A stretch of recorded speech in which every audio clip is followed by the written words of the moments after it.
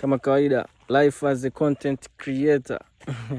Tunapambana hapa. Leo tupo Shimo la Mungu, Newala, mkoa wa Mtwara. Bila kuchoka, we are just exploring some beautiful areas.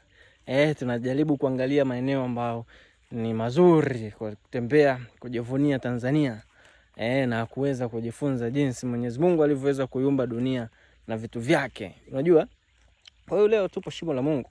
Tunaweza kujifunza vitu mbalimbali. Moja ya vitu ambavyo nimejifunza katika bonde la Shimo la Mungu hapa Newala, Mtwara, nimeweza kuona kwanza huku bonde, huku chini bondeni huku, nafikiri nitashuka, kuna vijiji vya wananchi wanaishi. Lakini pia ukiweza kuangalia kwa mbali unaweza kuona eneo la nchi ya Msumbiji, yani unaweza kuona kwa mbali mpaka wa Msumbiji. So kama hujafika eneo kama hili, unaweza kuja kwa ajili ya kutembea na kuweza kujifunza vile vitu ambavyo vinapatikana na vivutio vinavyopatikana katika nchi yetu ya Tanzania. See you next time. Peace.